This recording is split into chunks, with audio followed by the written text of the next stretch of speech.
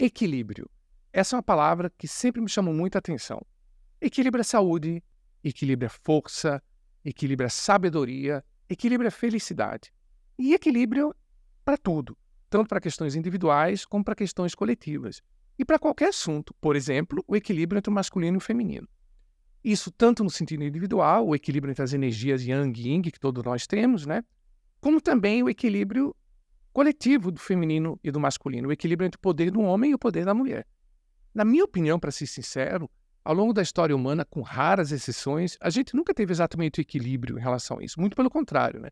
O pêndulo da história sempre foi muito mais em direção ao poder do homem. Frases do tipo, por trás de todo homem, todo grande homem, existe uma grande mulher, claramente delimitavam até onde as mulheres poderiam chegar. Isso tem mudado, graças a Deus, principalmente nos últimos 50 anos, da Revolução Hippie e dos movimentos dos anos 60 para cá. Na minha opinião, poderia ter sido muito mais rápido, ou poderíamos ter ido muito mais longe. Mas o lado bom é que a gente está avançando, a gente está indo. O nosso bate-papo de hoje vai ter muitas vertentes, mas vai ter um canal central. E esse canal central vai ser trilhar os caminhos que a nossa convidada de hoje fez ao longo da sua vida, trabalhando em ambientes extremamente masculinos e hoje se dedicando a combater o feminicídio. Ela já foi jornalista, ela já foi publicitária, trabalhou durante muitos anos na indústria do uísque, uma indústria claramente masculina, e hoje se dedica full-time ao Instituto Banco Vermelho, que é um instituto voltado a erradicar o feminicídio do Brasil.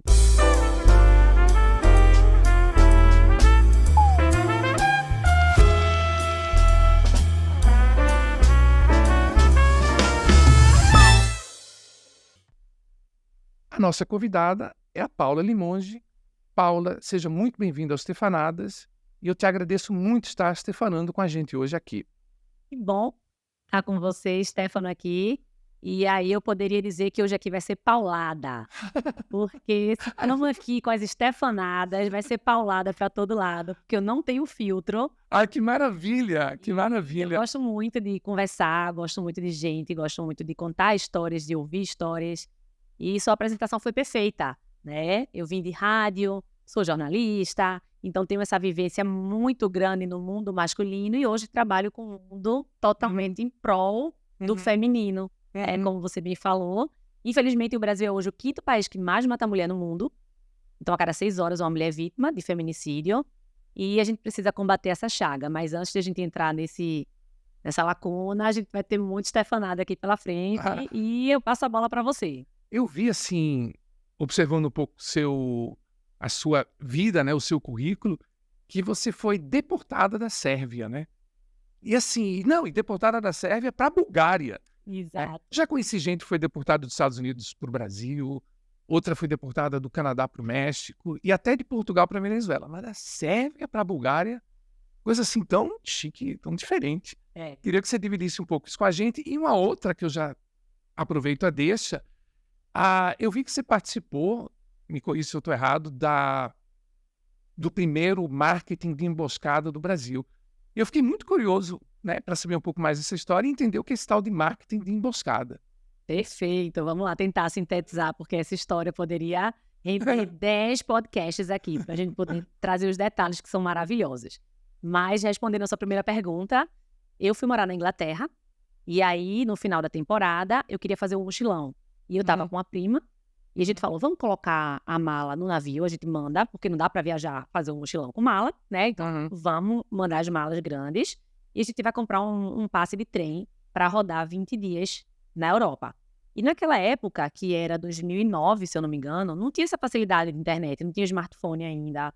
Então, a gente ia na cara e na coragem. Já existia os sites de pesquisa e reserva de hotel online, mas não tinha na palma da mão. E a gente, muito aventureira, falou, não, vamos comprar. A gente sabe que a gente vai fazer Londres, Grécia, depois Grécia, Turquia, e da Turquia a gente desce. Ok. E aí, dentro do planejamento, a gente estava na Bulgária e iria para a Hungria, tá? O plano era esse. Só que a gente não sabia que para cruzar a fronteira, passava pela Sérvia. E a Sérvia não fazia parte da comunidade europeia. Então, estamos lá, eu e minha prima, naquele trem, no meio do mato, de noite. Na Sérvia? Já chegando na fronteira, controle de passaporte. A gente entregou o passaporte. E aí o policial falou, cadê o visto? Mas eu falei, que visto? pra Sérvia. Eu disse, mas eu não vou pra Sérvia. Eu vou só trocar o trem da Sérvia, que é uma baldeação, pra ir pra a Hungria. Não, mas desceu aqui no território, tem que ter visto. 6 da manhã, a gente é acordado pelos guardas com um trem que tava voltando de volta pra Bulgária. E disse, as 2 dentro aqui agora. Quando a gente entrou, o maquinista só parou um pouquinho pra ele carimbar no passaporte inadmitido e botar a gente de volta pra Bulgária. E você guardou esse carimbo? Eu tenho passaporte. Agora, o melhor é o seguinte. Lá na Bulgária, não é assim, ó. Peraí, deixa eu ver se eu faço. Na Bulgária, o não é assim e o sim é assim. Eles trocam o movimento da cabeça. E a gente chegou lá meio desesperado, querendo resolver. Aí chegava numa lan house, né, na época, e dizia, tem internet aqui? Aí a pessoa fazia. Eu disse, meu Deus, não tem internet aqui. Eu já desesperada até entender que sim era não e não era sim. Mas enfim, conseguimos comprar uma passagem via Romênia e depois de 1 dia e meio chegamos na Hungria. Então essa foi uma epopeia aí, muita emoção, porque a gente, de fato, eu tinha 21 anos e não sabia o que ia acontecer comigo no meio do mato da Sérvia. Então, você é cidadã não grata na Sou Sérvia. persona não grata na Sérvia. Como é essa história de casamento escocês? Ai, fantástico. Aí é outra parte que já puxa no meu amor, que é a bebida, né? Porque eu sou apaixonada pela Escócia, sou apaixonada por uísque. E o casamento escocês é a coisa mais linda, né? O cara se veste de kilt, que é aquela saia, né? Sim. Então, o kilt, ele tem a trama da família. O xadrez, ele diz respeito a que família o clã pertence. São... Cada clã tem um xadrez específico. Tem um mantra, uma trama específica, né? E aí, muito animado. Os caras tudo de saia, muito uísque. E sempre era no countryside, que a gente diz, né? Era um pouco mais distante da cidade. Então, foram várias epopeias ali em Londres. E é meu lugar no mundo, assim. Marketing de emboscada. Vamos falar um pouco disso agora. Essa é muito boa. Eu vi um anúncio na internet dizendo assim, estamos procurando um analista de redes sociais para cuidar da conta da mais nova cerveja do Brasil. Aí eu disse, opa, adoro rede social, adoro cerveja. Então, eu vou me inscrever aqui. Cerveja é muito bom. Né? E aí, eu vou me inscrever, mas eu não tenho experiência com métricas. Naquela época, não tinha nem Instagram. O que bombava era o Twitter. E eu disse, eu vou na cara, na coragem. E aí, fui lá fazer a entrevista e disse, eu adoro redes sociais. Eu sou heavy user total. Apesar de eu não saber trabalhar num relatório, numa métrica, numa estratégia. Mas se você me der a oportunidade, eu vou aprender. E eu gosto muito do mundo etílico. Né? E aí eu contei a história que eu tinha ganhado o prêmio de fígado de ouro na escola. Essa história é muito boa, muito boa. E aí o fígado de ouro não é porque eu enchia a cara e caía, era porque eu ficava em pé e derrubava todo mundo. E aí na formatura, naquela aristocracia pernambucana, naquela casa de recepção, começa lá a premiação. O bonitão, o babaca, gostoso, fígado de ouro. Meu pai achava que eu só bebia Guaraná e olha lá, né? Ficou revoltado, mas enfim, quando eu contei essa história, o presidente morreu de rir. Se a vaga é dela. Qual era a empresa? Era a Companhia Brasileira de Bebidas Premium. Chamava CBBP. CBBP. E aí, quando eu chego lá, a fábrica estava sendo construída e eles me revelam que já havia um plano rodando, que era o lançamento dessa cerveja, que chamaria Cerveja Proibida. Onde a inspiração era uma cerveja da República Tcheca, porque a cerveja nasce em Praga, né? Sim. E aí, no nosso rótulo, tinha escrito Dej Bože Štěstí, que em tcheco significa Deus nos dê sorte e alegria, que está escrito em todas as cervejarias. Então, a história é que era uma cerveja inspirada na receita Pilsen, tipicamente da Tcheca, e eles já tinham contratado 2 modelos. Tentaram na República Tcheca, mas tinha que ter mais de 25 anos. Não conseguiram essas meninas para fazer campanha de cerveja e foram a Londres. Fizeram um casting com 600 modelos e encontraram uma eslovaca e uma inglesa. E fizeram um monte de conteúdo no apartamento alugado. Voltaram para o Brasil com todo esse conteúdo, onde existia uma conta no Twitter, na fanpage do Facebook e um blog que era We Love Brazil, que era a história de 2 tchecas que queriam passar férias no Brasil. Só que essas meninas só cederam imagem e foto. Quem fazia toda a gestão era a gente. E aí, quando eu chego, já estava assim, acabando todo o conteúdo que existia e não tinha decolado na rede social. Eu disse, poxa, quem vai lançar uma cerveja com 2.000 seguidores no Twitter? Aborta. Isso é uma vergonha. Só que nos 40 do segundo tempo, tinha um vídeo que eram as meninas falando da Sabrina Sato. Que ela era linda, que ela era a beleza brasileira, com a indiana, com a japonesa. E a gente fazia muito arroba pra todo mundo que era famoso. Jô Soares, Xuxa, Pânico. E a produtora nos percebeu. É aí que começa toda a estratégia, que é muito longa, mas eu vou tentar resumir. As meninas vieram, as tchecas, que não eram tchecas. Que não eram tchecas. Que na- O inglês e o eslovaca, né? Que na verdade a eslovaca era Micaela mesmo, e a Dominika, que é o nome tcheco, era Alicia, era uma inglesa, que fingia ser uma tcheca chamada Dominika. Aham. E eis que ficamos mais de um mês gravando com a produção do Pânico. As meninas desfilaram na Sapucaí, ao lado da Gisele Bündchen. A gente gravou em São Paulo, gravou em Fortaleza, gravou em Salvador. E eu era amiga das meninas brasileiras, porque eu tinha feito intercâmbio com elas na Inglaterra. E elas não falavam português e tinha que ter uma amiga junto. Então eu era essa amiga, só que na verdade eu era da cervejaria. E acontece esse boom gigante, onde lança-se a primeira cerveja por via digital, dando uma pegadinha no Pânico, que pega todo mundo, e furando um patrocínio de uma cerveja que era patrocinadora oficial do programa. Do programa. E aí, Como é que foi a reação deles? tem um vídeo na TV Folha de São Paulo, se você quiser assistir lá, que é o diretor descobrindo que ele tá numa pegadinha. E aí tem quase 2 milhões de visualizações. E ficou aquela coisa assim, um dia da caça, outro do caçador, né? Do caçador. Porque eles ficaram revoltados, mas na verdade eles faziam isso com o Brasil inteiro. Exato. Aí ficaram revoltados. Ficaram assim no vídeo, mas que credibilidade tem uma cerveja que faz isso, engana? A gente disse, ok, né? E vocês, Aí vocês... né? E aí foi o estouro, né? Mídia nacional e esse caso que chama-se marketing de emboscada. É por isso que chama marketing de Isso, emboscada. porque foi um marketing, que ambush marketing em inglês, ou marketing de emboscada, e ele foi planejado para ele surgir de dentro de um lugar escondido. Então ele teve um holofote num ambiente que ele estava silencioso até ele explodir. Então ele ganha aquela mídia ali através de uma emboscada. De uma emboscada. E vocês ganharam o quê? 2 milhões de seguidores com esse... Não, aí estourou. As meninas saíram na capa da Playboy, deram entrevista. E, enfim, foi um grande case de marketing, né? E essa foi a sua primeira experiência no Em mundo... bebida. Em bebida. Isso. E em marketing também? Em marketing também, E porque também. eu tinha saído da rádio, eu era jornalista.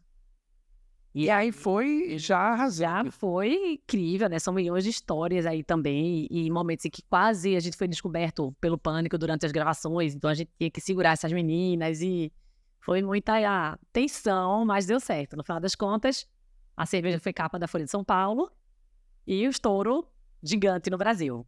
E só uma curiosidade, assim, como é que foi a reação das meninas, assim, a essa situação toda, assim? Uma eslovaca, uma inglesa no Brasil, elas se divertiram, elas... Porque primeiro, quando elas chegaram em Guarulhos, a TV estava ao vivo. E a gente foi tudo muito corrido, a gente não teve muito tempo. Então, eu não sabia que ia ter um ao vivo em Guarulhos, eu achava que a gente ia pro estúdio. Quando saem as duas mulheres mortas, cansadas com carrinho, já tá a Juju Paniquete, um ao vivo. Eu corro, abraço elas e digo, finge que é minha amiga, sorri.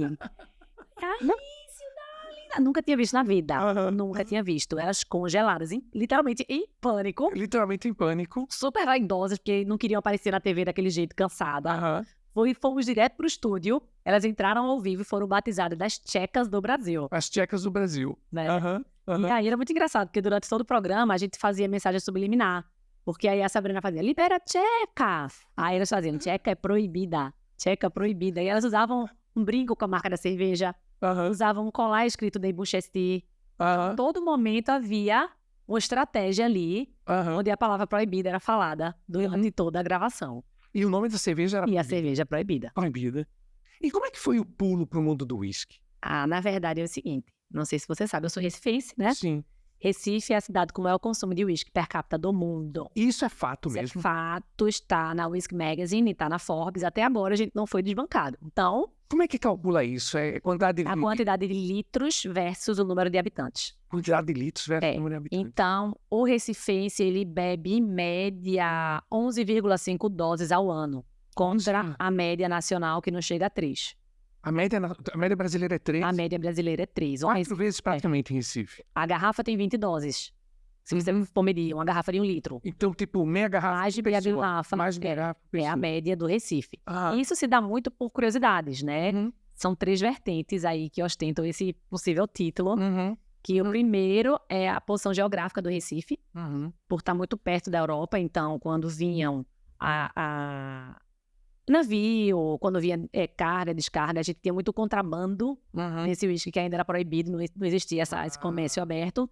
Então, calhava de cair muita caixa aqui, o pessoal começou a criar o hábito.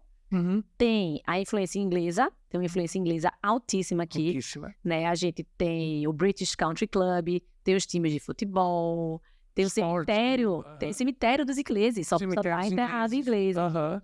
Então a gente A tem palavra forró também vem for for all, né? Quando abriam, né? quando abria-se a festa para todo mundo entrar, era for all. For all, exatamente. Uma iguaria pernambucana que eu adoro, que é o bolo de noiva. Noiva É de origem inspirado. Israel. Christmas pudding, exatamente. Exato, é. E aí, tem essas 3 vertentes, né? Que é a porção geográfica. Muitos técnicos ingleses, né, também vinham trabalhar na indústria açucareira. Isso, e também teve linha de trem. Linhas de trem, exatamente. ó. Exatamente. Então, essa influência aqui, a gente herdou muita coisa, Uhum. né? A Rainha Elizabeth esteve aqui. Sim, 68 é. As Betinha. Aham. Esteve em solos Jovem maravilhosa. Aham. Faltou luz esse dia no palácio, com confusão, inclusive. Essa história é muito boa. Mas a gente tem a influência britânica, tem a porção geográfica e tem um grande distribuidor de bebida que começou a trazer o uísque para cá e era muito bem relacionado. Uhum. Então ele colocava essa bebida na mesa do vereador, na mesa do prefeito, na mesa da alta sociedade e aquilo virou um código de luxo. Na verdade, eu acho que as 3 se complementam, As 3 se complementam. né? E eu sempre gostei muito de uísque. Na verdade, a minha bebida sempre foi uísque. Eu comecei a beber uísque aos 18 anos. E só uma curiosidade, tem, por exemplo, se os dados de Fortaleza, só para pegar uma comparação aqui. Sim, vamos lá. Recife tem a maior cidade per capita, mas Fortaleza é o maior mercado de luxo no Brasil. Quando eu digo mercado de luxo e uísque, são rótulos vendidos acima de 12 anos. Olha Então, só. eu digo que a gente bebe mais e o cearense é mais amostrado. E aí, eu gosto dessa briga. Aham, aham. Mas você tem um número de consumo lá em Fortaleza? De número de doses, não tenho de cabeça. Mas deve chegar bem perto, tá bem perto do Recifense. Do Tá? Recifense. Agora, em mercado de luxo, eles são líderes no Brasil, por venda de rótulo. Tu sabe que daria uma dissertação maravilhosa, viu? De mestrado esse Você tema. sabe que eu já fiz parte de uma banca Sério? Sobre esse tema? sobre esse tema. Umas meninas fizeram um estudo de casa do consumo de uísque no Recife. E eu participei da banca. E elas chegaram a alguma conclusão? Elas trazem justamente essas 3 as vertentes. 3 vertentes. Mas não dá Fantástico. para opinar, né? Não dá para Aham. dizer o que é que de fato foi a mola propulsora de fazer esse volume. Uhum. Né? Recife já foi a cidade que mais vendeu Johnny Walker no mundo em uma época. Uau. Uau. E me diz uma coisa, assim, só uma pergunta provocativa. Existe uma briga entre os apreciadores de whisky de bourbon? Ou como é? Eu adoro bourbon, sabe? Eu Aham. morei muitos anos nos Estados Unidos e eu tenho muito pouco conhecimento de whisky, apesar de recifense. Sim. Parece que as pessoas dizem que existe um whisky para cada um, né? Que quando você não gosta, que você não descobriu ainda o seu, né? Exato, né? Eu acho É que o eu que não eu falo. descobri ainda o meu. Eu fui embaixadora de 3 marcas de uísque, né? Então fiz treinamentos na Escócia, em destilarias. Mas você já gostava de whisky? Já gostava. Já gostava. Então eu trabalhei para 3 marcas escocesas, fiz treinamentos, então conduzi mais de 400 mentoring tastings, que é teste cego. Eu gostava muito de brincar. Aham. E eu gostava muito de fazer também testes com países diferentes, sem falar de onde eram. Aham. Então eu explicava de fato o que era o uísque, o que é um uísque escocês, o que é um irlandês, o que é um canadense, o que é um japonês, né? O japonês é a minha grande paixão hoje. Então, assim, eu sou Sério? bem apaixonada pelos japoneses, né? E, Mas o malte que eles usam no Japão, eles são irmãos gêmeos da Escócia. Eles se basearam na receita escocesa e eles suavizaram para o paladar japonês. Então, eles usam a cevada de lá, a destilaria lá, tudo isso. Mas a título de comparação, quando você tem um escocês 12 anos aqui no Brasil, você paga uma média de R$150, um bom 12 anos. Um 12 anos japonês, ele custa R$800 a R$900. Uau. Porque é justamente o refino, a preciosidade do líquido, né? A quantidade que vem para cá. Então, hoje em dia eu digo que quem é apreciador do mercado de luxo de uísque toma rótulo japonês. E vem cá, tudo isso você aprendeu trabalhando nessa indústria? E lendo muito, né? Enfim, eu tenho TDAH, então eu tenho um hiperfoco. E aí, quando eu tô com foco em alguma coisa, não tem. Se a gente olha para sua vida até esse ponto, o que você mais sente saudade é do mundo do whisky? Ou do mundo da rádio? Ou do jornalismo? Eu poderia dizer que eu queria ter um programa de rádio sobre uísque em Londres. Aí Perfeito. Aí seria o sonho, né? seria um sonho. Aí seria o sonho. E por que você saiu? Então, eu passei esse tempo, né, na indústria de bebida, então foram 2 cervejarias e 4 destilados, multinacionais de destilados. E aí veio a pandemia. E quando veio a pandemia, eu estava na Beam Suntory, que é uma empresa nipo-americana, né? Eles têm vários bourbons maravilhosos e vários japoneses maravilhosos. Só que veio a pandemia, quem trabalha? Quem é que fala com a pessoa? Quem é que faz um evento? Meu Deus. E aí eu fiquei fazendo muita coisa online. E eram lives, e eram coisas, só que eu sou muito agitada. E demorou muito para voltar. Para quem era do trabalho corpo a corpo, ainda mais de eventos, né? Ainda mais marketing, experiência. E aí, nesse meio tempo, onde eu ainda estava, nessa empresa, fazendo coisa remota, surgiu um convite para trabalhar na área pública, para ser gerente geral de comunicação, marketing e captação do turismo do Recife. Da cidade do Recife. Cidade do Recife. E eu amei. Amei. Até fiquei paralelo ainda um tempo.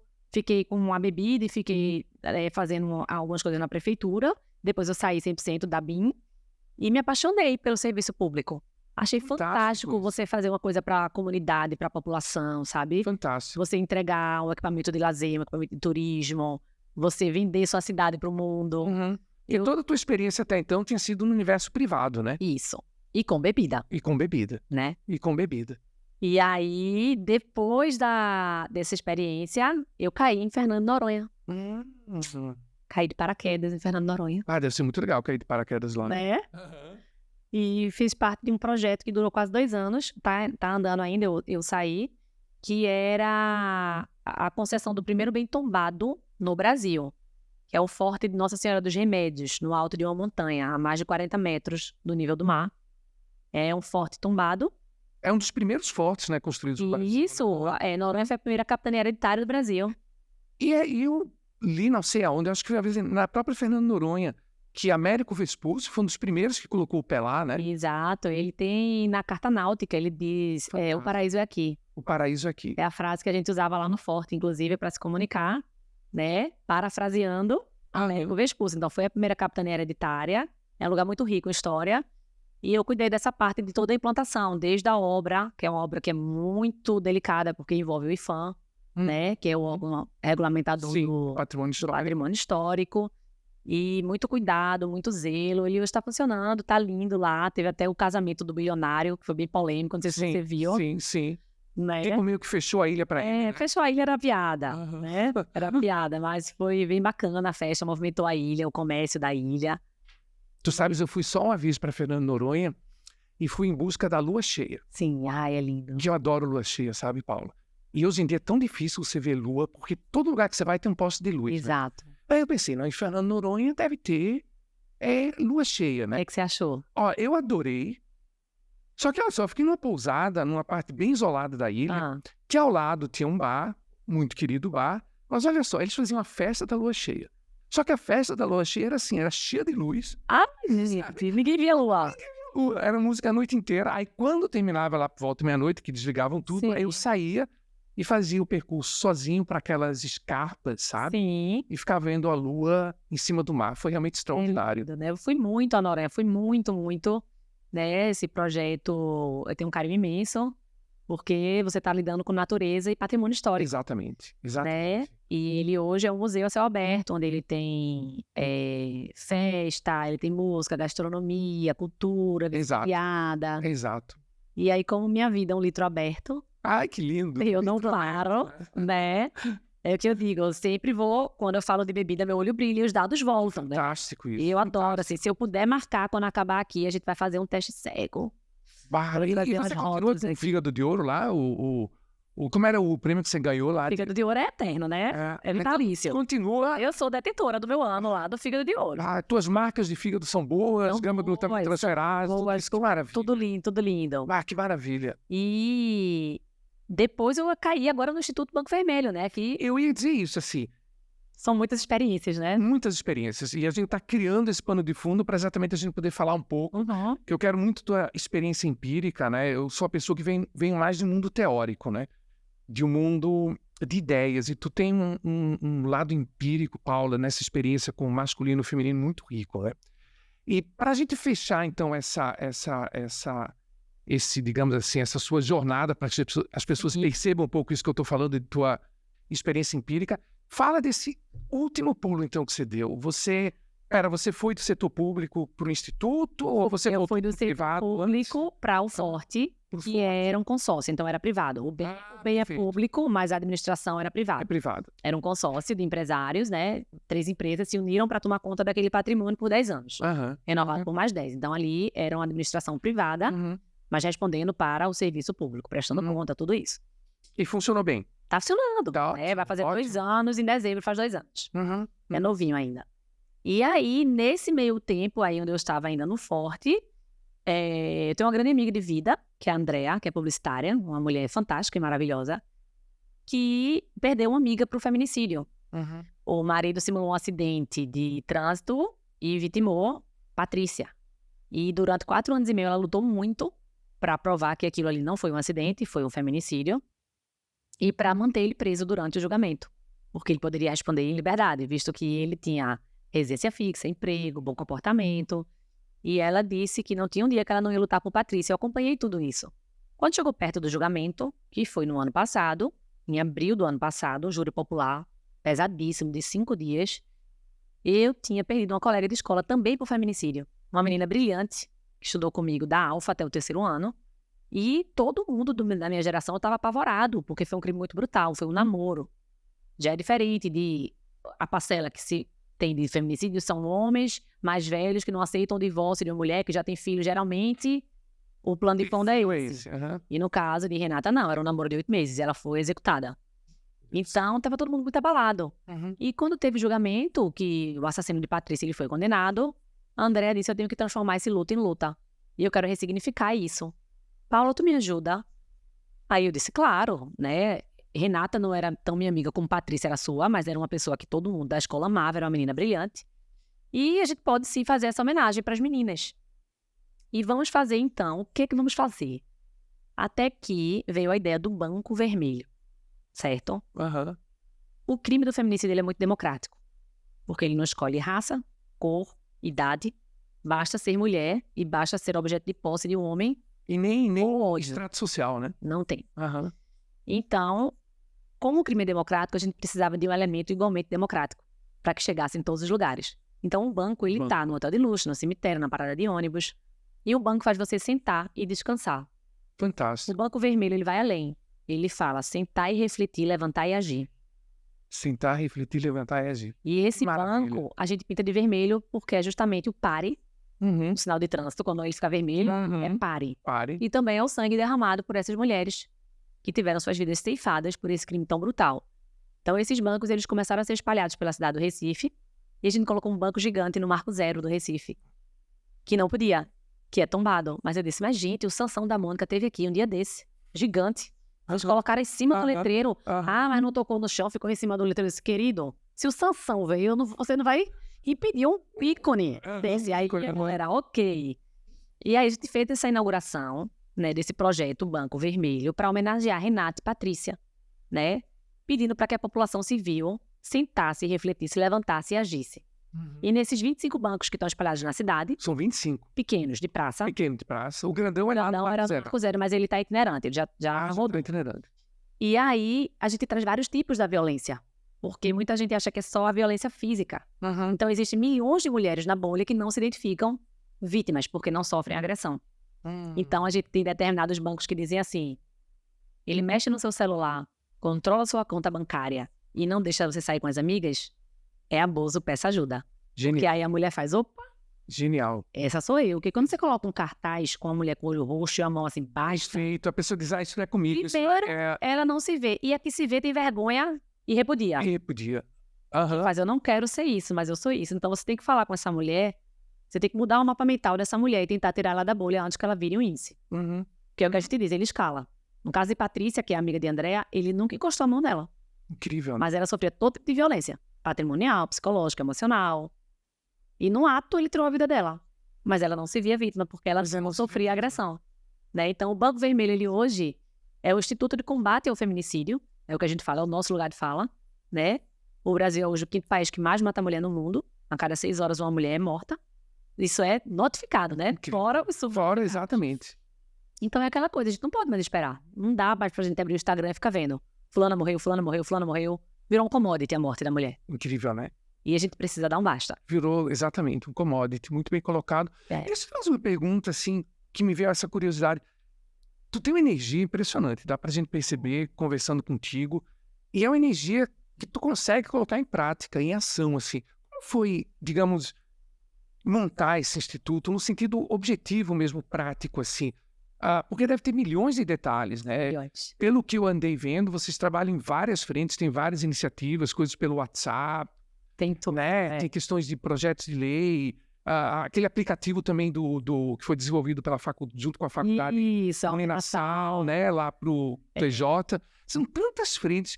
Como é que vocês coordenaram isso? E olha, como é que vocês lidaram com as ideias? Assim, tem uma questão até de planejamento e organização que ele tirar o chapéu. Exato. Como é que foi isso? Esteve no assim? Ministério do Empreendedores de Brasília, tem uns 15 dias, e o secretário falou, eu nunca vi uma coisa tão bem envelopada, Eu tô organizada impressionado, em 5 exatamente. meses. Ah, Aí eu disse, porque juntou uma mulher do espectro autista com a TDAH, que não dorme. A gente faz um abdominal. A gente deita e levanta e vai trabalhar. E como a gente abriu mão da nossa vida profissional, é dedicação 24 horas. fantástico. Então, assim, eu saí do projeto do Forte para me dedicar ao Instituto. André, é publicitária, tinha uma agência, passou para a irmã. E a gente respira o Instituto Banco Vermelho hoje. Então, tudo é a gente que faz. Tudo. Fantástico. Marca, registro de marca, enfim. A gente tem, claro, as pessoas que nos ajudam, né? A gente fez um estatuto muito bem robusto, a gente tem um contador. Então, assim, a gente virou um instituto da noite para o dia. A nossa vida mudou depois da matéria do Jornal Hoje, do César Tralli. Ele deu o destaque nacional, falando que 2 amigas pernambucanas que perderam mulheres para o feminicídio tiveram iniciativa. E aí, quando essa matéria vai para o ar, a gente começa a receber pedido do Brasil inteiro. É desde cidade que você nem conhece o nome no interior, tipo, tem uma cidade Colatina, que é no Espírito Santo, que pede ajuda a gente o tempo todo. Esse banco tem que chegar aqui, é um absurdo. Não, fantástico. Até time de futebol. o Senado nos chamou. O Senado, a gente colocou um banco gigante no salão principal do Senado Federal durante uma semana, a convite da Procuradora-Geral da Mulher e da Diretora-Geral do Senado. Fantástico. E vocês foram bem acolhidas lá? Muito. Que maravilha. Muito. Então, esse banco ele ficou uma semana no salão principal, foi retirado, e ele tem o banco fixo pequeno, o banco menor, que é o banco de praça, que a gente chama, e lá tem escrito assim, no Senado, o poder feminino e o legislativo lutam pelo feminicídio zero. Fantástico. Então, a gente vai colocar um banco no aeroporto, eu vou dizer aqui, a violência não é nosso destino. Fantástico. Eu vou colocar um banco no museu, né? Eu vou dizer o quê? O assédio, a violência e o abuso não é nossa cultura. Então, a gente consegue adaptar aquele banco para aquela realidade, para que ela chame atenção para a causa. Fantástico. Então, Fantástico. assim, o banco é só o elemento. Por trás existe 3 projetos de lei, existe um aplicativo que pede celeridade dos casos de feminicídios no Tribunal de Justiça, existe uma caravana para rodar os estados, existe uma base de empreendedorismo para a mulher, através de cursos no WhatsApp. Fantástico. Isso fantástico. tudo em 6 meses e com muita luta. E eu espero que a gente possa crescer. E o que a gente fala é o seguinte, o nosso sonho é que esse banco vire um orelhão, que não tem uso. Sabe por quê? Por quê? Porque as pessoas vão dizer, se lembra quando matavam mulher no Brasil? Genial. Esse Que banco, maravilha, esse que banco aqui era do maravilha. tempo que a gente tinha que colocar na rua um banco gigante para pedir para os homens pararem de matar as mulheres. Genial. Bah, Paulo, eu tô Né? arrepiado até. Porque o orelhão não serve para nada hoje, né? Exatamente, Todo né? mundo tem um celular. Muito bem colocado. Então, Ah, o fantástico. nosso sonho, a gente está trabalhando para se aposentar. E vem cá, antes da gente seguir, que agora eu quero aproveitar esse pano de fundo que o pessoal agora percebeu, toda a experiência que você tem lidando com esses universos. Antes da gente falar especificamente sobre o feminino e o masculino, que eu quero viajar um pouco na maionese contigo, te ouvindo agora, veio uma sensação tão gostosa assim. Deve ser uma sensação tão maravilhosa de accomplishment, como a gente diz em inglês, né? Como é que a gente diria? De conquista, né? Isso, dever cumprido. Dever cumprido. Isso é maravilhoso. Olha, sério, como é essa sensação assim? Eu vou te falar, são dias de luta e dias de glória. Porque a gente abraça e chora com os que choram. Então, existe muita dor. Existe muita impotência. Existem famílias dilaceradas. E existem histórias de resgate. Né? E existe gente que diz assim, eu sou sobrevivente. Incrível.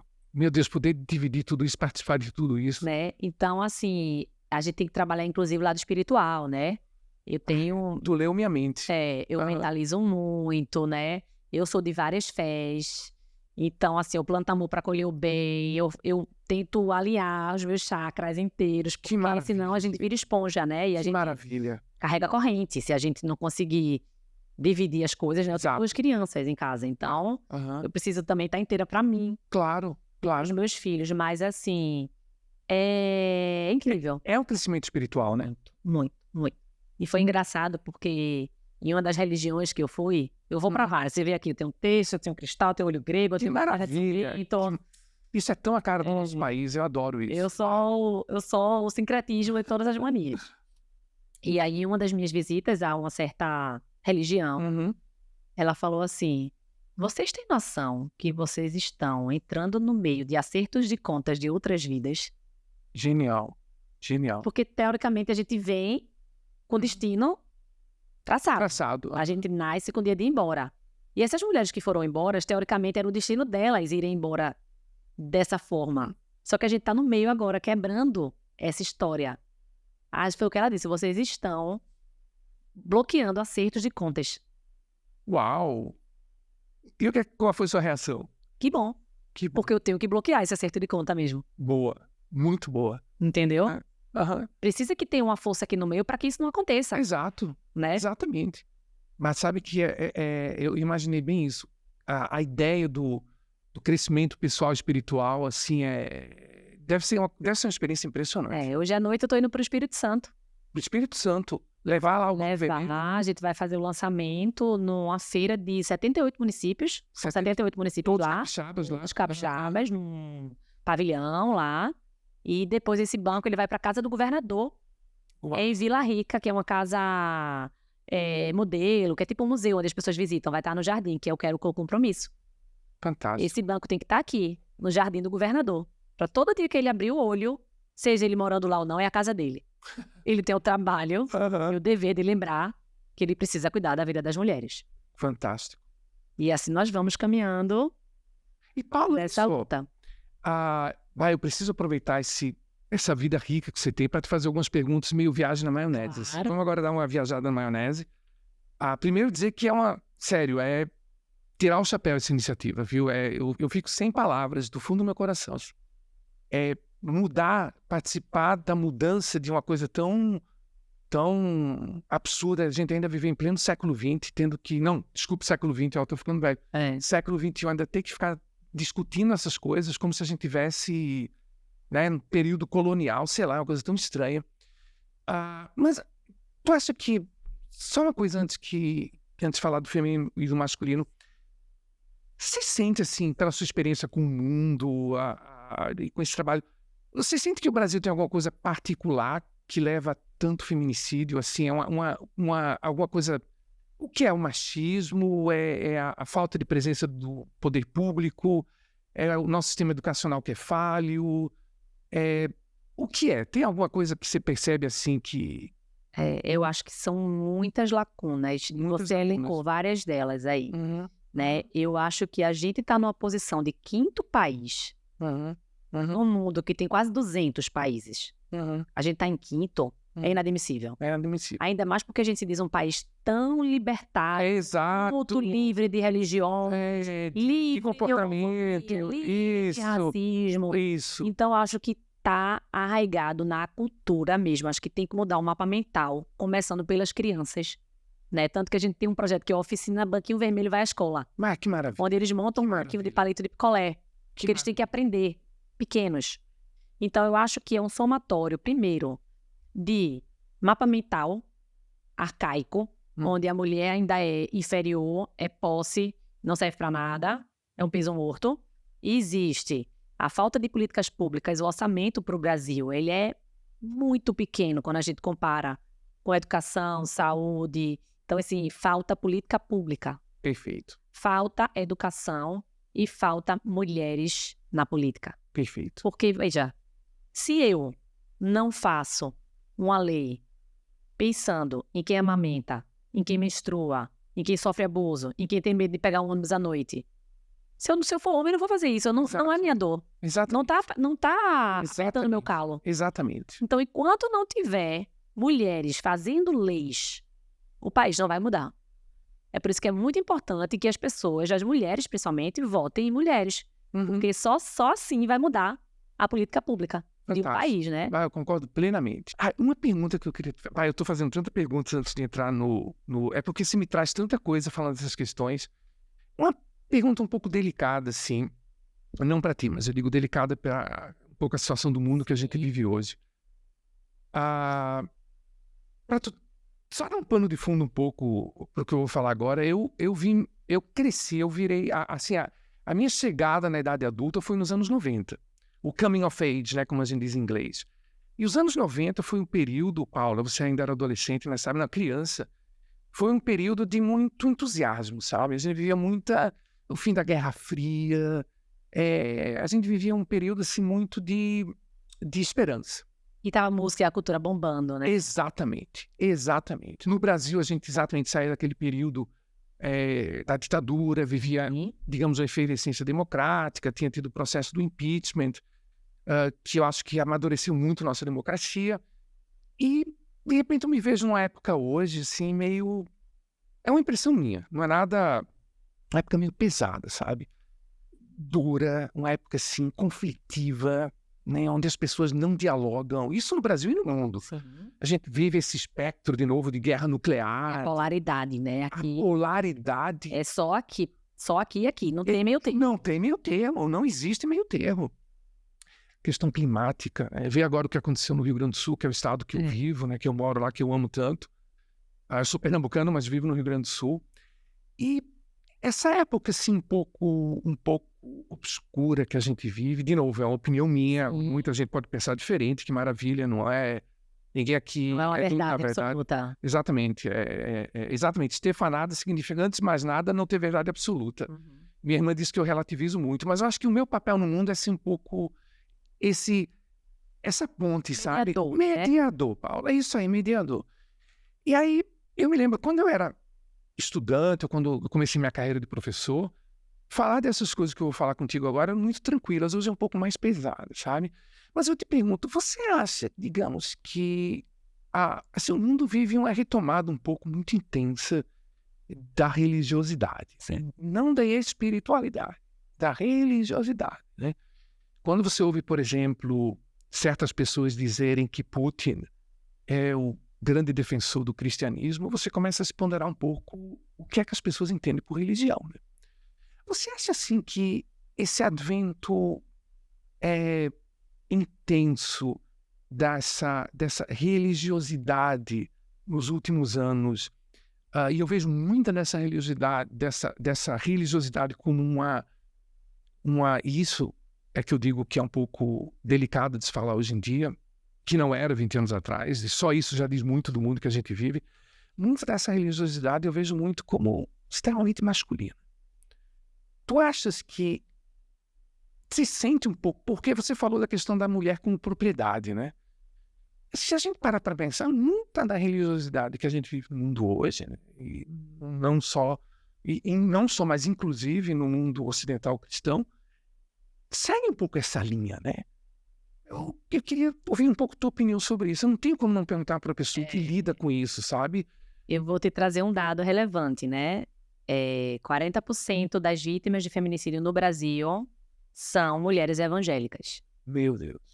Então, isso está muito ligado a realmente o que se tem falado, o que se tem profetizado dentro dos centros, das igrejas, dos cultos, né? Eu sempre vejo o mundo ele girando muito assim. Por exemplo, tinha a época do Woodstock, muita loucura, depois ele fica mais fechadão, aí depois ele fica muito louco, o mundo, né? Ele vai virando. Genial. Ele vem a loucura, vem o hippie, vem o Woodstock, aí depois ele vem ditadura, aí depois vem Obama, aí depois vem Trump. Ele fica no sobe e desce, né? Eu acho que a gente tá nessa era agora neo-radical, controladora de tudo. Menina, eu assino embaixo tudo que você tá falando. Né? Não, sério, eu penso exatamente dessa maneira. E eu espero que a gente passe por ela. Eu espero que a gente passe por ela. Sabe? Difícil é o meio termo, né? É aquela coisa, por isso que existe a expressão, nem 8 nem 80. Nem 8 nem 80. Então, exatamente. Esse meio termo, eu acho que no dia que chegar o meio termo, o mundo tem paz. Exatamente. Que a gente não chega.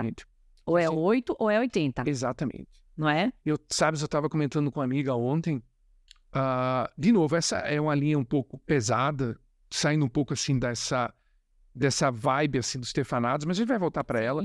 Mas é impossível não dividir com uma pessoa tão especial como você, com toda essa experiência que você tem, lidando com um assunto que é tão importante. Sabe que às vezes eu me sinto assim, eu sou homossexual. Eu me sinto às vezes, e eu espero que seja só uma impressão, tipo na Berlim de 1927, assim, tipo, você ser gay naquela época em Berlim era livre, assim, era para os padrões, obviamente, dos anos 20, né? Sim. Para os padrões de hoje. Você podia ter você tem um grande... Você podia andar de mão dada com seu companheiro. Andar com seu companheiro e tal. 10 anos depois, a mesma cidade estava num dos regimes mais obscuros da história, né? E ninguém imaginava isso em 1927. Sexual apanhando na rua, né? Apanhando na rua, indo para campo de concentração. E em 27, ninguém imaginava isso. O mundo estava tomado como garantido. Às vezes eu fico me pensando se essa construção de um mundo feminino, que foi o mundo do pós-guerra, assim, um mundo com preocupação da questão social, do estado de bem-estar social, né, com o avanço de várias pautas econômicas e sociais, se não foi uma ilha, sabe? E a gente, de repente, está na véspera de alguma coisa, assim... Sabe, tipo, quando você toma o mundo como garantido, esse mundo, assim, livre, esse mundo, como você bem colocou, esse tal Brasil acolhedor, multicultural. Se a gente não tomou isso muito como garantido, e nada disso é garantido, sabe? E deitou na fama. Mas eu acho que tem uma leve esperança, sabe? Que a gente viu agora, por exemplo, a presidente do México é uma mulher judia. Ah, exatamente. Né? Exatamente. E a favor da libertação da Palestina, inclusive. Incrível. Então, você veja, México é muito... Ao meu ver, nunca foi o México, mas eu sei que é uma cultura muito forte e que é uma cultura que eu acho que é muito patriarcal. Exato. Eu também tenho essa impressão. É a impressão que eu tenho. E a gente tem agora uma presidente, mulher, né? A gente teve algumas caminhadas aí importantes, inclusive agora, né? Esse mês, agora de maio, 2 alterações de leis importantes, que foi uma lei de que a vítima ela não pode ser julgada pela sua vida sexual antes, quando ela está num processo de assédio de alguma coisa assim. Ela não pode, mas você saía com fulana, você usava sainha curtinha. Meu Deus. Não importa, isso existia.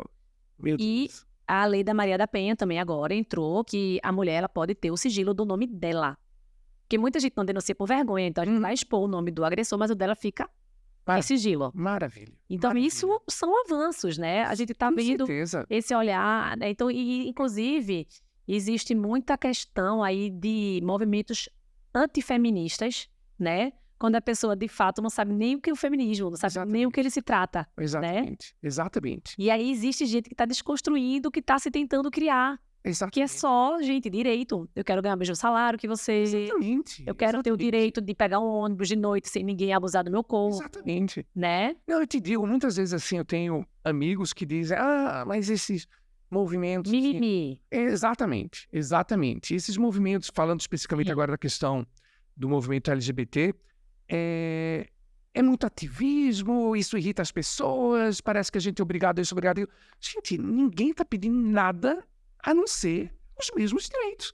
Ninguém está obrigando nada a ninguém. Respeito, é só o que a gente pede. Respeito. Assim, eu não estou lhe obrigando a achar que é massa e você ser também. Exatamente. Eu estou lhe obrigando a respeitar, que é um direito, e um dever, né? E aí eu te pergunto, por que você acha que tem tanta resistência ao feminino no mundo? Ao feminino no sentido amplo da palavra? Por que parece que toda vez... Eu vejo muito a história humana, sabe, Paula?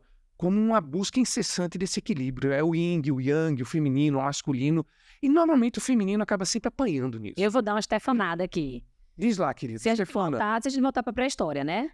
Tinha lá a mulher que ficava na caverna, cozinhando, cuidando da criança, e o cara saía para caçar. Para caçar. Beleza. A mulher volta e meia caçava alguma coisa, mas o papel dela ali era zelar pela caverna e cuidar da criança. Da criança, exatamente. E aí ela vem crescendo. Então ela vai e ela vira um objeto do homem para procriar. Então, ela não pode estudar, ela não pode trabalhar, ela não pode votar. Até um dia desse, as mulheres não tinham CPF no Brasil. Inacreditável. É pouco tempo. Ano passado, caiu a lei da laqueadura. De a mulher ter que pedir permissão ao marido para poder fazer a ligação.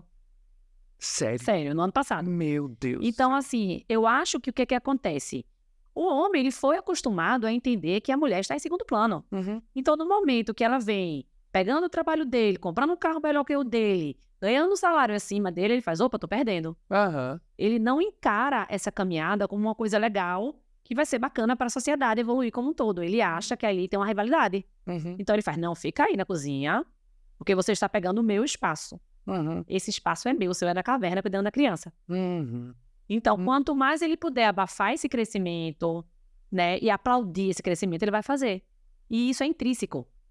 Isso é como você tá na selva, vai caçar, que sua pupila dilata, que você vai fazer aquele negócio. Ele nem sente. Uhum. Tá dentro do ser humano. Tá no DNA. Tá no DNA. Tá no Então, DNA. isso aí é uma mudança de mapa mental e cultura. Quando você vem para a Austrália, Nova Zelândia, Finlândia, já vem trabalhado há muito tempo. As crianças na escola já entendem diferente. Uhum. Então, é super normal. A licença maternidade lá, por exemplo, é de 1 ano, às vezes. A mãe tira 6 meses, o pai tira 6. Uhum. A mãe tira os 6 primeiros para ficar com o bebê e o pai tira os outros 6. Os outros 6. Porque o menino já tá comendo. Não precisa mais não. mamar. Não precisa mais... E a mãe quer voltar ao trabalho. Uhum. Então, esse pai fica com essa criança em casa. E esses países têm índices menores de feminicídio, né? Muito menores, muito menores. Uhum. Não existe, vai. Claro que Óbvio, né? Claro. o que vai haver ali é um assédio, é uma desigualdade de gênero, Uhum. é um preconceito, mas é muito mais difícil chegar no nível de entrar na escala de feminicídio. Não descarta. Por quê? Porque o mapa mental foi mudado daquela cultura. Uhum. Eles já estão muito mais na frente da gente. Então, a criança já nasce, né? Porque, por exemplo, a minha geração, os meus filhos, tenho 9 e 10. Eles já não são machistas. 10 é menina, 9 10 é a menina, 10 é a menina, 9 é o menino, né? Uhum. E eu pergunto direto, meu filho, quando perguntam o que é que eu trabalho, você diz o quê? Ele diz Instituto Banco Vermelho. E faz o quê? Ele já sabe o que é, entende? Fantástico. Então, assim, na minha casa, os meus filhos não vão carregar para baixo o machismo. Fantástico. Mas isso Fantástico. sou eu, uma agulha no Sim, palheiro. uma agulha no palheiro. Uma agulha Entendeu? no palheiro. Porque eu tenho lido, Paulo, assim, são sensações, impressões nessas viagens que eu faço no mundo da informação, porque hoje é tanta informação que filtrar já ficou complicado, né? Que existe uma tendência, que não é só no Brasil, mas, na verdade, é até mais fora do Brasil, de que os meninos estão mais conservadores e as meninas estão mais progressistas. Como é que tu vê isso? Tu sente isso? Sinto, mas é justamente isso que eu acabei de falar. É o medo de perder o lugar ao sol. E o que você acha que a gente podia fazer para diminuir esse medo de perder lugar ao sol? De ajudar o masculino a perceber que não é um jogo de soma a zero, que é um ganho. Ai, é tão difícil, mas assim, viajando, eu acho que ele só vai entender quando ele se colocar no lugar de uma filha, de uma mãe ou de uma irmã, porque ele é homem. Genial. Então ele não vai conseguir. Por que eu tenho que fazer isso? Por que eu tenho que ceder meu lugar Exato. no ônibus pra ela? Exato. Se o lugar é meu. Exatamente. Não vou ceder. Exatamente. O lugar dela é em pé, o meu é sentado. Mas aí quando ele pensa, poxa, mas minha filha vai querer sentar. Uhum. Uhum. Uhum. De repente a gente tem que começar por aí, né? Ou a gente tem que chegar a entender o que é que esses países aí mais avançados nesse quesito igualdade fizeram. Uhum. Para que a mulher seja respeitada, para que, enfim, a licença maternidade seja partilhada e tudo isso. Acho que a gente tem muito o que aprender com esses. E uma Obviamente. coisa que esses países têm em comum, que você falou que eu achei super, todos eles têm uma enorme participação da mulher na Na política. política. Na Suécia é meio a meio. Isso, Parlamento é meio a meio. Parlamento. Na Finlândia era a presidenta mulher. Isso, Nova Zelândia também é mulher. E o que é mais fascinante que eu acho é que se torna tipo, já não é mais é uma mulher, não. Isso, virou normal. Uau, não é nada de surpresa, né? E é muito engraçado, eu tenho ido muito a Brasília pelo Instituto Banco Vermelho, por articulações, a gente colocou um banco no Senado, como eu disse, então eu tenho tido contato com deputadas e senadoras, né? Somos suprapartidários, não temos nenhuma bandeira política, até porque a causa é maior do que qualquer Com partido, certeza. mas, vez por outra, a gente escuta, a gente precisa de mulher, a gente precisa de mulher, nós somos minorias. A Assembleia Legislativa daqui de Pernambuco são 6 deputadas, para mais de 40 deputados. Uhum. Tem 2.000 cidades no Brasil que não tem uma vereadora mulher. Meu Deus do céu. 40% dos municípios brasileiros. 2.000 cidades não tem uma mulher vereadora. É. Como é que vai ter política pública nessa cidade? Como é que alguém vai olhar para a mulher ali? Não vai. Tá. E o que a gente pode fazer, digamos assim, para, sei lá, tenha mais homens Na aliados luta, né? na luta A gente e tem, valorizar os que estão envolvidos. a gente tem um projeto que a gente quer implementar, não conseguiu ainda, que chama Roda de Conversa, mas é de homem para homem. Porque no momento que você coloca uma mulher falando, ele fica intimidado. Uhum. Isso é coisa que eu percebo muito nos homens, sabe? Então, essa roda ela tem que ser conduzida por um arte educador que domina o tema. Porque quando uma mulher fala, ele baixa a cabeça ou ele não escuta. Até isso. Inacreditável, né? Assim, eu sempre tive essa impressão de que os homens, eles são, assim, de novo, é uma impressão toxicamente envergonhados, sabe? Qualquer coisa parece que ameaça a masculinidade, né? Fere o ego, né? Exatamente. Exatamente. O que você acha que a gente pode fazer para... eu li um artigo muito interessante no New York Times uma vez, de um pai que dizia como é difícil criar um menino. Porque ele dizia que ele foi criado, e ele percebia como adulto agora, com uma série de mensagens subliminares. Menino não chora, menino tem que ser forte, né? Homem não acha outro homem bonito, né? Igual o choro, isso não é coisa de homem, não. Exatamente, o macho é o suposto protetor, e nesse protetor vem todo um conjunto de posses, de direitos, de topo da pirâmide, e que ele estava tentando criar os filhos dele de uma forma diferente. Sim. E ele sentia como isso era difícil. Difícil porque muita coisa estava atavicamente nele, e porque a sociedade, ela mesmo sem perceber, em ambientes bastante Sim. abertos e liberais, o cara mora em Nova York, que é uma cidade bem liberal, ela tem, digamos assim... Dificuldade da Exato. doutrina da educação. Da Exatamente, criança, né? exatamente. Porque eu me pergunto, uma coisa que eu penso muito assim, sabe, Paula? O mundo precisa mais do feminino. Isso eu não tenho dúvida nenhuma, sabe? E a gente sofre várias barreiras ao avanço do feminino, não tenho dúvida nenhuma. O masculino ter de abrir o espaço, Sim. né, uma série de ideologias e de religiosidades que, digamos, que valorizam exatamente o contrário, pouca política pública, né, sistemas educacionais limitados, até uma hipervalorização no mundo que a gente vive hoje dessa masculinidade tóxica, né? Tu vê,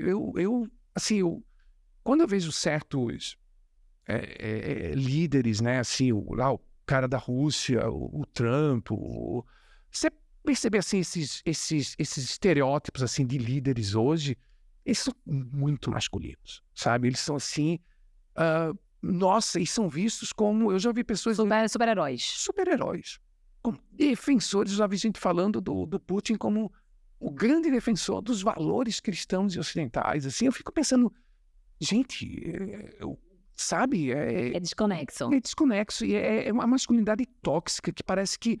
Por que essa masculinidade encanta, entre aspas, tantas pessoas? O que é que tu acha? Eu acho que muito desses seguidores aí são pessoas feridas, sabe?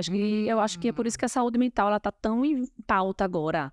Porque as pessoas que são vazias precisam se agarrar em alguma coisa. Então, ou você vai pro lado do bem, ou você vai pro lado do mal. Se você é uma pessoa ferida, doída, com a saúde emocional abalada, você vai se apegar naquele herói ali, que é o herói, que é o forte, que é tudo que eu queria ser. Então, você projeta naquele ídolo ali tudo que você queria ser e não foi, porque você foi uma criança ferida, porque você não venceu aqui, não venceu ali na vida. E uma analogia bem interessante é o seguinte: quando a gente vem para os grandes pensadores, pintores, físicos, a gente vem aqui, né? Grambel, Einstein, Aristóteles, Picasso, Monet, todo mundo. Cadê as mulheres? Exatamente. Estavam trabalhando em casa. Exatamente. Não tinham tempo. Exatamente. Enquanto eles estavam pintando e fazendo conta, a gente estava cuidando de criança. Exato. Então não é que não existia, é que não dava tempo. Exatamente. E olha, e que dizem que no caso de Voltaire, eu posso estar falando besteira aqui, mas que muito foi a esposa dele, muito foi a... É como dizem de Mozart, a irmã que era a compositora. Olha só. A história que se conta é que a irmã de Mozart era brilhante no piano, e quando ela ficou mocinha, com 12, 13, era feio ter uma menina no palco.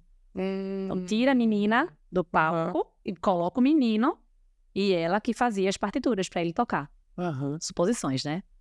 Li uma vez que eu achei bem interessante, é que esse mundo hiperconectado que a gente vive, ele também distancia a gente dos necessários momentos de solidão, introspecção, de sentir tristeza, Isso. porque qualquer coisa hoje que é desagradável, você não sente, você vai e se hiperestimula no mundo virtual. Parece que você perde um pouco o contato com aquela coisa humana que é digamos, como é que a gente poderia dizer assim, o que nos faz humanos, que é A essência. a essência. Perfeito, perfeito. Parece que a gente não... Isso me preocupa, porque é uma geração que, em certo sentido, é cobaia. A gente não tem nenhuma experiência histórica para dizer o que é que vai acontecer quando tiverem 40, 50 anos. Essa incapacidade, talvez, de lidar... Gerir sentimentos. De gerir sentimentos. Lidar com o desagradável, sabe? Sabe o que eu acho? Sua frustração. Sabe o que eu acho muito louco? A minha psicóloga disse que tem algumas psicólogas que estão fazendo grupos de adolescentes. Porque eles saem para uma pizzaria ou para um restaurante e não bebem ainda, sei lá, de seus 13, 15, e ficam conversando no celular. Entre eles, ninguém se olha. Incrível. Incrível isso. Porque eles não conseguem, inclusive, paquerar. Então, assim, quem é você atrás da tela? Quem é você ao vivo? Quem é você ao vivo? Porque às vezes você pode ser uma pessoa maravilhosa falando, mas você não tem a atitude que você disse que você tinha. Então, tem grupos de psicólogas já confiscando o celular e levando o pessoal para conversar. Vai pra lanchonete e vamos, e aí, tu fizesse o que ontem? Tu vê, né? Uma coisa que era... Criar interação. Tu vê, uma coisa que era super comum pra gente, agora virou remédio, né? Virou. Incrível. Tem grupos de adolescentes fazendo terapia de grupo pra saber falar. Meu, isso eu não sabia. E se deixar, eles conversam entre eles no celular. E tu acha, assim, só seguindo um pouco naquela nossa linha do masculino e do feminino, que esse mundo hiperconectado de redes sociais, de mundos perfeitos, que se é difícil para o adulto, imagina para o adolescente que está construindo autoestima, Sim. incentiva um pouco, talvez, um lado assim um pouco exagerado dessa questão competitiva, do tipo ganhador e perdedor, eu sou melhor e você é pior, eu sou o topo, e digamos assim, nos afasta um pouco daquela ideia um pouco mais harmônica de comunidade, né? Comunidade, Tu acha que tem um pouco assim uma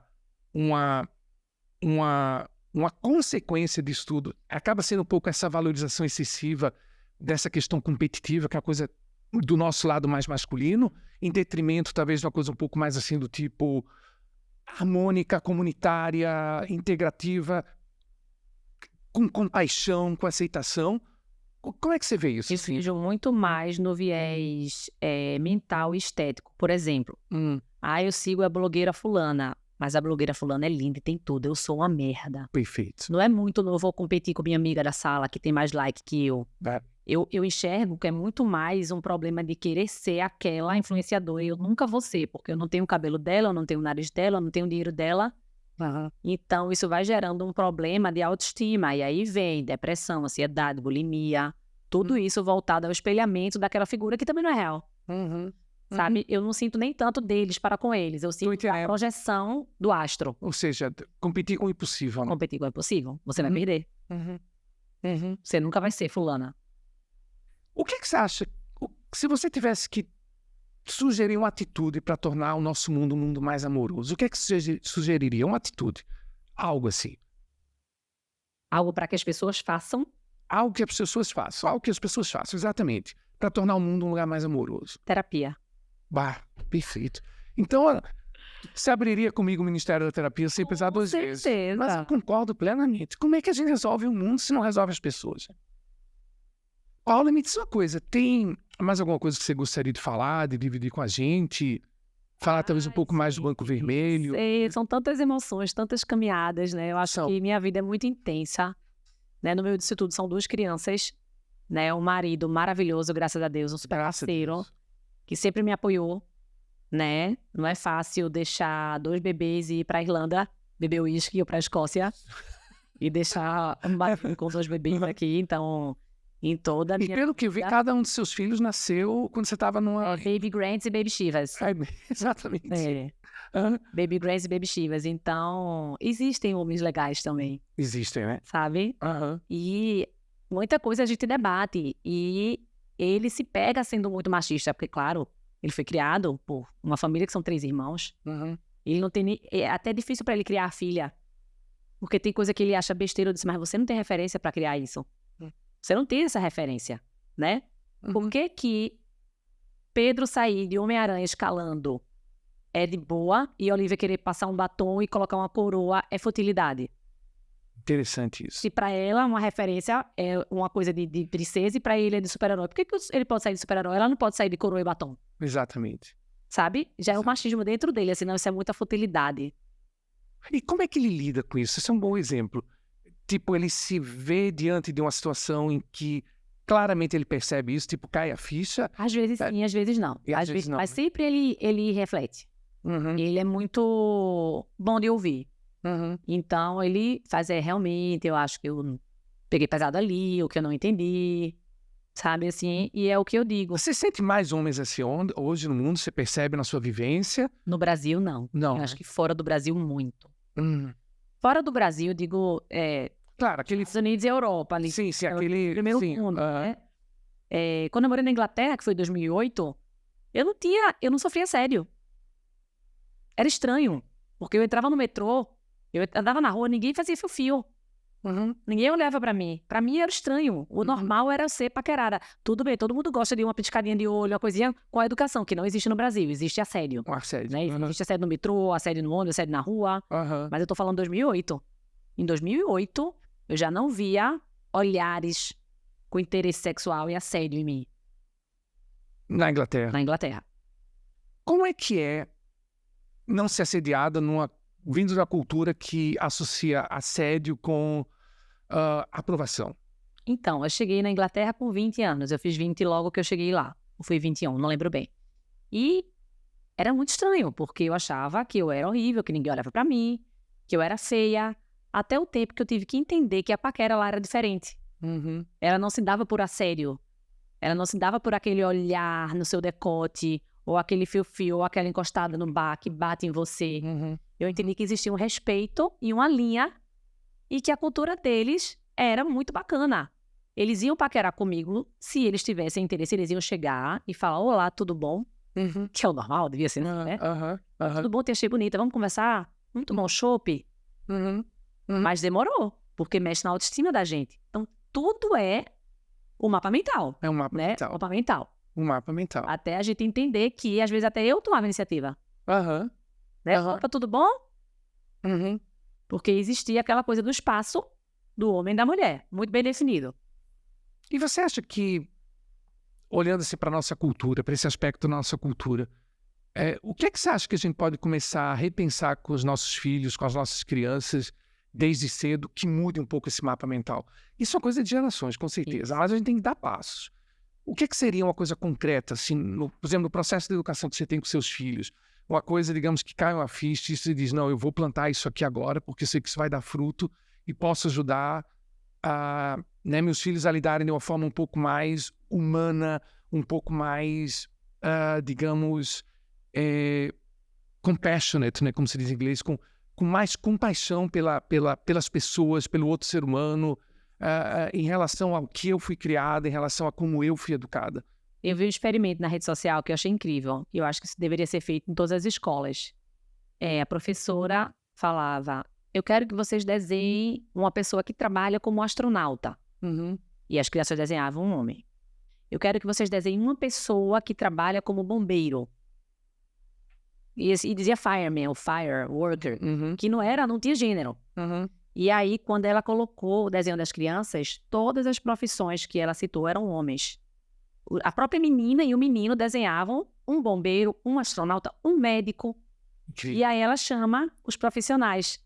E eles vão entrando. E entra uma médica, entra uma bombeira, e eles ficam, uau, elas são atrizes? Uau. Veja. Uau. Aí faz, não. Esse experimento foi aonde? Acho que Estados Unidos, algum Estados país de língua Unidos. inglesa. Aham. E as crianças entendem ali, naquele momento, que ela pode ser o que ela quiser. E que tem que haver respeito. E aí eles falavam, vamos saber como é que a médica trabalha. A médica sentava na rodinha de conversa e mostrava o estetoscópio, a bombeira mostrava os instrumentos. E a partir dali, eu acho que é um divisor de águas para aquela criança. Uhum. Que ela entende que não existe caixinhas. Muito interessante. Eu achei fantástico, acho que isso devia ser feito Mas sabe que eu na passei primeira infância. uma experiência parecida, assim, guardadas as proporções. Há muitos anos atrás, eu viajei num avião, eu tô sempre, por um motivo ou por outro, dentro de um avião. E tinha uma pilota, né? E eu noto, assim, que quando o avião parou, né? E a gente desceu, que abre a porta da cabine, muitas pessoas Se espantaram. se espantavam e cumprimentavam. Nos últimos anos, eu tenho percebido mais mulheres pilotando aviões e as pessoas assim, tipo, nem percebendo, sabe? Se tornou uma coisa meio que não, Aprovado pela sociedade. exatamente. É. Que nem motorista de Uber. Tipo, uma mulher motorista de Uber. Hoje em dia é normal. Hoje em dia é normal. Então a gente tem gotas, né, aí de Esperança. esperança. Eu adorei a história do Mundo Mais Amoroso ter terapia. E, Paula, mas assim, me conta, num sentido um pouco mais lúdico da palavra, assim, a gente fala muito do nosso país, sempre com conotações e principalmente, obviamente, você que trabalha com uma coisa tão desastrosa, para dizer pouco, como é o feminicídio, é natural que a gente já se acostume a olhar o nosso país com esse olhar, digamos assim, pesado. Mas se a gente fosse trazer, assim, num sentido lúdico, até para trazer uma coisa positiva para a nossa autoestima enquanto brasileiros, assim, por todo esse universo de experiências que é a sua vida, o que você diria que te orgulha no Brasil? Assim, o que você vê no nosso país que você diz que bom que o Brasil é assim? Eu acho que é senso de humor e criatividade. Senso de humor e criatividade, Não né? existe. A gente tem um jogo de cintura incrível, né? Não existe cidadão. Eu já rodei muito. Rodei muito a Europa, aí fui à África do Sul, fui à América Central, já viajei bastante. Não existe uma figura igual ao brasileiro, de criatividade e senso de humor. E senso de humor, né? Eu acho que é intrínseco nosso e acho que é a nossa grande qualidade. Porque é com a criatividade e senso de humor a gente muda o mundo, né? A gente muda o mundo. Eu li uma vez, quando, em 2003, a gente tinha um embaixador na ONU, que era brasileiro, que estava envolvido com as questões depois da guerra do Iraque, toda uma coisa lá de pacificação, diplomacia, ele morreu num atentado lá. E a Economist fez um obituário dele, eu não me lembro o nome dele, mas ele era uma pessoa bem famosa na época. E a Economist chamou atenção, que é uma revista que eu respeito muito, que eu adoro a opinião da Economist, e ela falou uma coisa que me chamou muita atenção, que é uma percepção que eu já tinha tido dos brasileiros, na minha experiência pelo mundo, como filho de imigrantes, etc e tal. A Economist dizia uma coisa muito interessante, diz assim, o embaixador Sérgio era o nome dele, tinha uma característica que é muito típica dos brasileiros, assim, um cosmopolitanismo de espírito que é difícil encontrar igual. Porque a gente vive num país onde a gente, ao mesmo tempo que a gente tem acesso a basicamente qualquer coisa que um país rico tem, Isso. né, a gente vive contrastes que eles não são acostumados. Exato.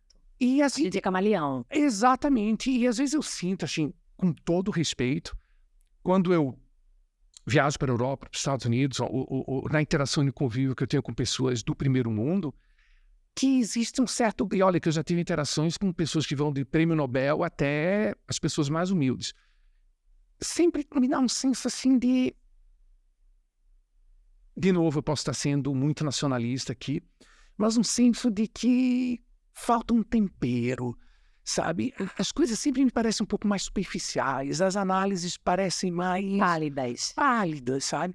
Que a gente tem um tempero, a gente tem uma inteligência complexa, sabe? Que é muito nossa, sabe? Super. Eu tive um chefe português que era loucura trabalhar com ele. Ele mandava um e-mail, eu não entendia nada do que ele escrevia. Isso lá na Inglaterra? Não, aqui no Brasil. Aqui no Brasil. E aí eu dizia assim, vou escrever de vermelho embaixo. Você está querendo dizer isso, isso, isso? Aí ele respondia, sim. Aí perguntava outra coisa que eu não entendia. Você está querendo dizer isso? Não. Ou seja, o que ele escrevia não era nada a ver. É incrível esse tino que o brasileiro tem de pegar. O brasileiro, ele chega na Polônia ou ele chega no Japão, dá 6 meses ele já tá ligado. Exatamente. Já tá ligado no corporal, na gíria, ele Exatamente. já entra. Ele já É camaleão. Ele é camaleão. Ele é camaleão. E Paula, olha só, tu concorda comigo? Queria saber um pouco tua opinião sobre isso. De novo, aqueles assuntos um pouco polêmicos, mas assim, né, a nossa conversa hoje não tinha como não ser polêmica, né, Paula? A gente falou de assuntos tão delicados que precisam ser falados, Sim, né? enfim. E é interessante essa sensação que eu tenho, sabe, Paula, que 20 anos atrás, por exemplo, eu estaria falando de muitas coisas que a gente falou aqui, sem Sem tabu. tabu. Exato, e hoje a gente tem que tomar cuidado, etc e tal. Mas eu sempre vi o Brasil exatamente desse jeito, sabe? Exatamente como você estava falando. E eu sempre tive a esperança de que esse Brasil criativo, de cabeça aberta, porque no fundo, você pode ser o que você quiser no Brasil, sinceramente, assim, que de um modo ou de outro, claro, existem situações aqui e acolá, e obviamente não é uma coisa assim tão linear, mas de um modo geral, você meio que se derrete no tecido social e tudo funciona aqui no Brasil, assim, tudo funciona no sentido assim, tudo é possível, né? Isso. Né? Então eu sempre vi o Brasil, assim, a sensação que eu tinha de um país muito cabeça aberta, sabe? No fundo, a nossa essência. Claro, tem bilhões de cascas por cima de tudo isso, de educação, de não sei mais o que e tal, mas o espírito dessa coisa chamada Brasil, eu sempre vi como uma coisa muito aberta. Muito plural, né? Muito plural. E hoje, assim, digamos assim, eu não gosto de dizer movimentos, mas essas energias um pouco mais conservadoras que a gente percebe hoje no país e no mundo, você acha que são fortes o suficiente para, digamos assim, mudar um pouco essa alma brasileira, torná-la um pouco mais mais engessada, você diz, mais rígida? Eu vou dizer uma palavra aqui que talvez eu não deveria usar. Eu sou um grande admirador dos Estados Unidos, Sim. eu devo muito ao país, eu estudei lá, morei 7 anos, mas tenho minhas reservas. Sim. Né? E uma das reservas é que eu não gostaria de ver meu país se tornar uma fotocópia dos Estados Unidos, né? Mas eu sinto que a gente está meio que se americanizando nesse processo, sabe? Assim, um mundo um pouco mais quadrado, você diz? Quadrado, né? Um pouco mais competitivo, Sim. Né? Talvez com alguns aspectos legais de modernidade, etc e tal, mas um mundo mais quadrado, eu acho. Mas seja, vamos ver agora, a gente está falando de um perfil da gente brasileiro que mora aqui. Para fora do mundo, a gente teve o maior show do Rolling Stones em 2000, em Copacabana. E agora Madonna, 24 anos depois, volta. Eu acho que isso diz muito também sobre o lugar que a gente pode querer galgar. Eu acho que aquele movimento ali foi um tapa na cara, no bom sentido, de mandar a gente acordar. Você diz o Brasil. De fazer, olhar para o Brasil e falar acorda. De colocar o homossexual com a camisa do Brasil. De trazer matriz africana para o palco. De trazer criança. De falar da sexualidade da mulher. Então, acho assim que aquele show ali, sendo o maior show da carreira de Madonna, que é Madonna, em 40 anos, aquilo ali foi um sacolejo, sabe? Aquilo ali achei bacana, para despertar um pouco a gente e mostrar que a gente tem que sair da caixinha, sair do quadrado. Mas acho que muito vai ser realmente, como eu te disse, essa geração que está vindo aí. E do bom uso na internet. E o que você diria, eu não tenho como não te perguntar isso, o que você diria para as pessoas que reagiram de uma forma tão moralista ao show da Madonna? O que você diria para elas? Melhor, bicha. Tô brincando. Não, assim, respeite a diversidade. Respeite a diversidade. Não quer ver o show? Não assista. Exatamente. Por que é tão difícil respeitar a diversidade? De novo, a gente volta para as questões terapêuticas. Porque o meu ponto de vista é o certo e você tá errado. Então, se você faz diferente do meu, eu critico, eu não respeito, você está errado. É o equilíbrio. Não existe. Será que a liberdade dos outros provoca um pouco pessoas que não se sentem livres? Super. Não é, querida? Super. E às vezes eu vejo isso em certo sentido, na inveja que eu vejo às vezes das mulheres, sabe? Também. No fundo, sabe? Tem aquela frase que é quando João fala de Pedro, sei muito mais de Pedro do que de João. Exatamente. Eu falei certo? Quando João fala de Pedro, eu sei muito mais de João, na verdade. Né? Exatamente. Tá ali colocando os demônios dele no personagem para poder falar tudo que ele queria falar. Tudo que ele queria falar, exatamente. E ter a liberdade que o outro não tem, né? E assim, só então para voltar pro masculino, pro feminino, que foi assim, tipo, o nosso norte, mas a gente falou de milhões de coisas super interessantes, assim. Tem alguma coisa mais que você gostaria de compartilhar sobre essa questão? Insights, feelings, experiências, alguma coisa que você queira dividir com a gente? Sobre o Instituto, o que você quiser, o espaço teu, querida. Sobre o Instituto, eu queria convidar as pessoas que são da causa, que querem um mundo melhor, um mundo mais seguro para sua filha, sua mãe, para você. Isso, querida, faz isso. @Banco Vermelho.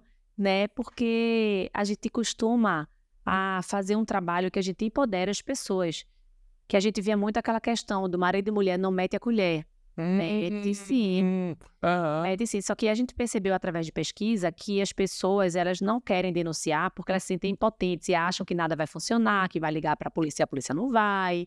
Então a gente está trabalhando uma campanha justamente baseada na comunidade evangélica, que é o quê? Você já orou pelo seu filho hoje? Você já viu essa frase?